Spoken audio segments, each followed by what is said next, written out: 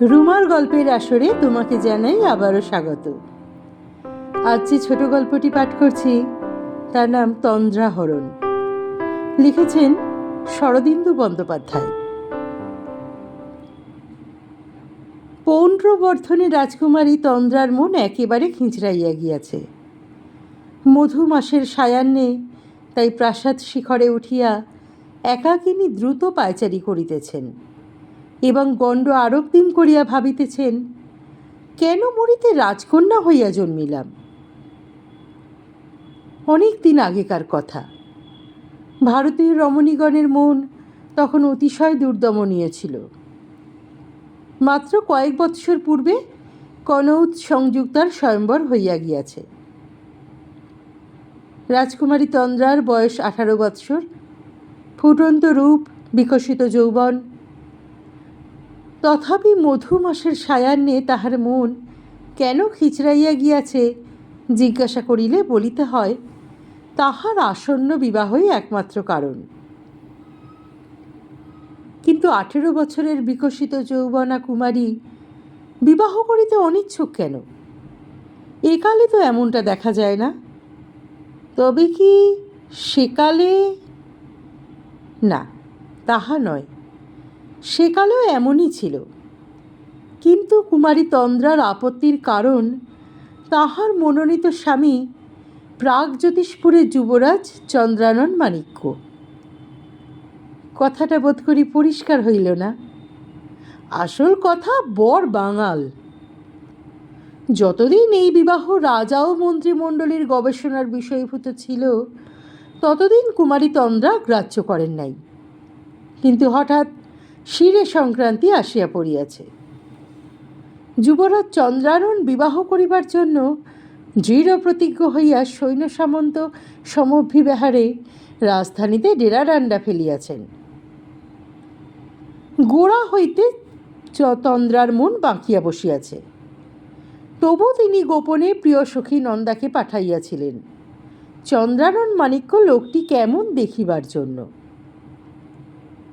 নন্দা আসিয়া সংবাদ দিয়াছে, যুবরাজ দেখিতে শুনিতে ভালো, চাল চলনও অতি চমৎকার, কিন্তু তাহার ভাষা একেবারে অশ্রাব্য। ঈশে এবং কচু এই দুটি শব্দের বহুল প্রয়োগ সহযোগে তিনি যাহা বলেন তাহা কাহারও বোধগম্য হয় না। শুনিয়া কুমারী তন্দ্রা একেবারে আগুন হইয়া গিয়াছেন। এ কি অত্যাচার! তিনি রাজকুমারী বলিয়া কি তাহার এতটুকু স্বাধীনতা নাই? হোক সে প্রাগজ্যোতিষপুরের যুবরাজ, তবু বাঙাল তো। দেশে কি আর রাজপুত্র ছিল না? রাজপুত্র ছাড়া রাজকুমারী বিবাহ করিতে পারিবে না, এই বা কেমন কথা? কুমারী তন্দ্রা রাজসভায় নিজ অনিচ্ছা জানাইয়া তীব্র লিপি লিখিয়াছিলেন।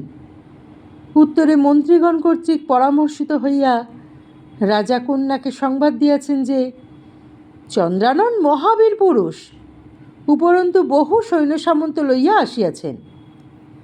এক্ষেত্রে বিবাহে অস্বীকৃত হইলে নিশ্চয় কন্যাকে হরণ করিয়া লইয়া যাইবেন। প্রাগজ্যোতিষপুরের গোঁ অতি ভয়ানক বস্তু, সুতরাং বিবাহ করাই বুদ্ধিমানের কাজ। তদবধি ক্রোধে অভিমানে কুমারী তন্দ্রার চোখে তন্দ্রা নেই। তাই মধু সায়াহ্নে একাকী প্রাসাদ শীর্ষে দ্রুত পায়চারি করিতে করিতে গণ্ড আরক্তিম করিয়া তিনি ভাবিতেছেন, কেন মরিতে রাজকন্যা হইয়া জন্মিলাম।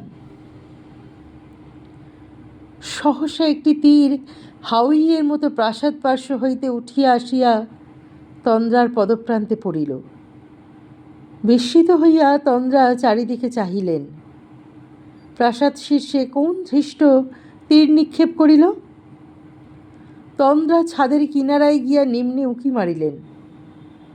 ঠিক নিচেই জলপূর্ণ একটি পরীক্ষা প্রাসাদ বেষ্টন করিয়া রাখিয়াছে। পরীক্ষার পরপারে একটি উষ্ণিস্থারী যুবক ঊর্ধ্বমুখ হইয়া গুম্ফে তা দিতেছে। তন্দ্রাকে দেখিতে পাইয়া সে হাত তুলিয়া ইঙ্গিত করিল। চতুস্তল পাতা প্রাসাদের শিখর হইতে মুখাবয়ব ভালো দেখা গেল না।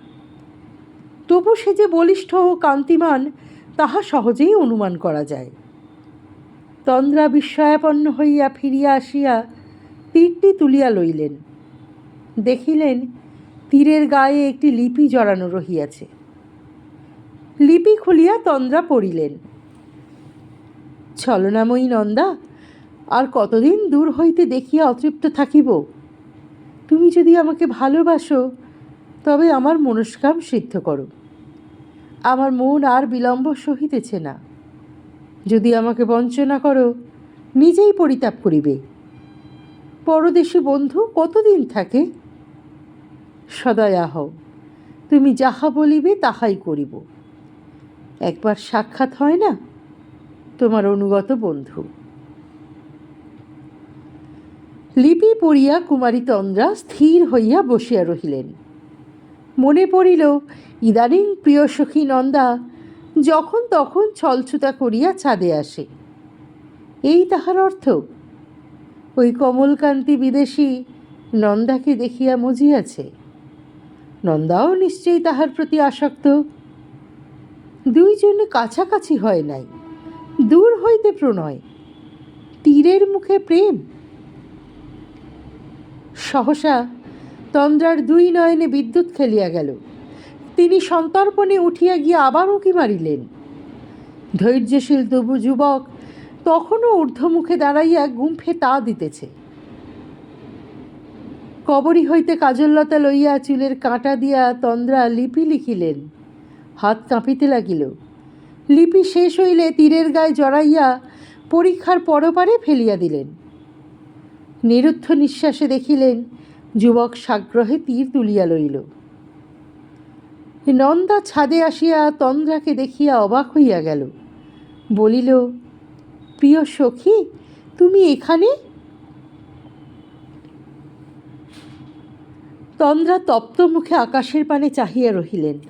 নন্দা ছাদের এদিক ওদিক সতর্ক দৃষ্টি নিক্ষেপ করিল। তারপর বলিল, কতক্ষণ এখানে এসেছ?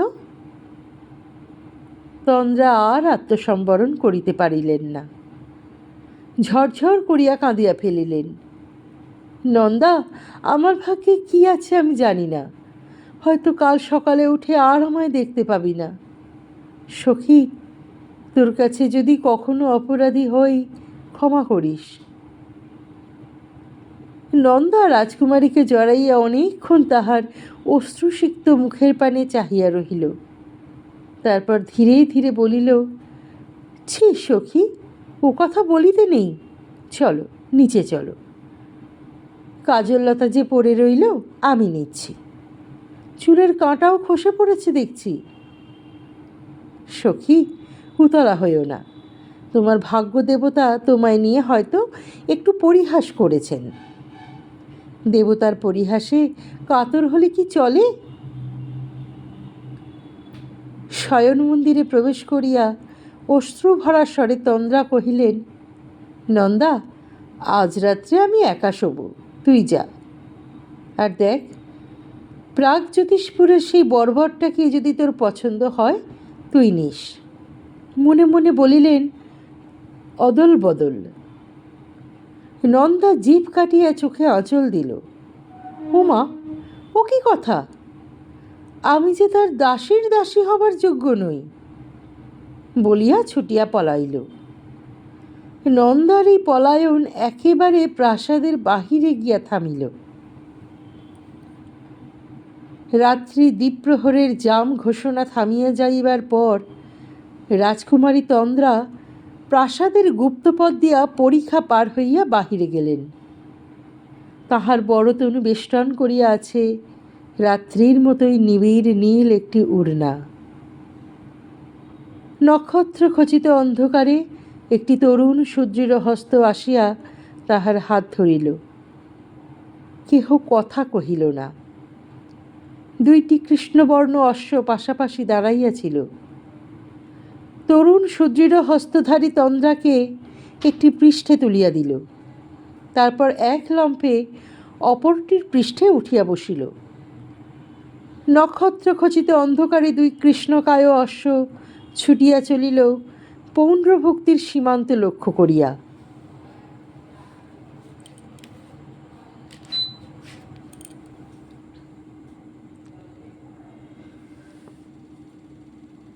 দণ্ড কাটিল, প্রহর কাটিল, কত নক্ষত্র অস্ত গেল। সম্মুখে শুকতারা বিস্ময়াবিষ্ট জ্যোতিষ্মান চক্ষুর মতো জলজল করিতে লাগিল। দিগন্তহীন প্রান্তরের মাঝখানে প্রভাত হইল। তখন বলগার ইঙ্গিত পাইয়া অশ্বযুগল থামিল। কুমারী তন্দ্রা মুখের নীল উড়না সরাইয়া পাশে অশ্বারোহী মূর্তির পানে চাহিলেন। দৃষ্টি বিনিময় হইল। অশ্বপৃষ্ঠে বসিয়া আছে একটি তরুণ কন্দর্প। পক্ষ ডালিমের মতো তার দেহের বর্ণ, পেশল অথচ পেশিবদ্ধ দেহ, মুখে পৌরুষ ও লাবণ্যের অপূর্ব মেশামেশি। নবজাত গুম্ফের নিচে একটি কৌতুক হাস্য ক্রীড়া করিতেছে। দেখিতে দেখিতে কুমারী তন্দ্রার চক্ষু দুইটি আবেশে নির্মিলিত হইয়া আসিল। দূর হইতে যাহা দেখিয়াছিলেন, এ যে তাহার চেয়েও সহস্রগুণ সুন্দর। সহসা অনুতাপে তন্দ্রার হৃদয় বিদ্ধ হইল। তিনি লজ্জাবিচলিত কণ্ঠে বলিলেন, আর্যপুত্র, আমার ছলনা ক্ষমা করো। আমি নন্দা নই, আমি তন্দ্রা। তরুণ কন্দর্প হাসিলেন। গুম্ফে ঈশ্বর তা দিয়া সুধামধুর স্বরে কহিলেন, ইসে সেডা না যাই নাই কি চুরি কইরে আনছি। রাজকুমারী, তুমি বড়ই চতুরা, কিন্তু আমার চৈক্ষে যদি ধুলাই দিতে পারবা তো তোমারে বিয়া করিতে আইলাম কিসের লাইগা। তন্দ্রা চমকিত হইলেন। বিস্ফারিত চক্ষে চাহিয়া স্খলিত স্বরে কহিলেন, তুমি তুমি কে? যুবক কলকণ্ঠে হাসিয়া বলিলেন, আরে কচু, সেটা এখনো বুঝবার পার নাই? আমি চন্দ্রানন মাণিক্য, ইসে প্রাগজ্যোতিষের যুবরাজ। হ, সত্য কইলাম। দুইটি অশ্ব অত্যন্ত ঘেঁষাঘেঁষি মন্থর গমনে পৌণ্ড্রবর্ধনের পথে ফিরিয়া চলিয়াছে। তন্দ্রার করতল চন্দ্রাননের দৃঢ় মুষ্টিতে আবদ্ধ। তাহার স্খলিত বেণী মস্তক মাঝে মাঝে যুবরাজের বাম স্কন্ধের উপর নত হইয়া পড়িতেছে। তন্দ্রা কহিলেন, যুবরাজ, কি সুন্দর তোমার ভাষা, যেন মধু ঝরে পড়ছে। কতদিনে আমি এ ভাষা শিখতে পারব? চন্দ্রানন তন্দ্রার মণিবন্ধে একটি আনন্দ গদগদ চুম্বন করিয়া বলিলেন, ইসে আগে বিয়া তো করি, তারপর 1 মাসের মধ্যে তোমারে শিখাইয়া ছাড়ব। তোমাগোরও কচুর ভাষা 1 মাসে ভুইলা যাইতে পারবা না। সুখাবিষ্ট কণ্ঠে তন্দ্রা বলিলেন, পারমু। আজকের গল্পটি তোমার কেমন লাগলো? মূল্যবান মতামত অবশ্যই কমেন্ট বক্সে লিখে জানিও। গল্পটি ভালো লাগলে পরিচিত এবং প্রিয়জনদের মধ্যে শেয়ার করে দিও। আর যারা এখনও চ্যানেলটি সাবস্ক্রাইব করনি, চ্যানেলটি সাবস্ক্রাইব করে সঙ্গে থেকো। অপেক্ষা করো পরবর্তী গল্পের জন্যে। অনেক ধন্যবাদ।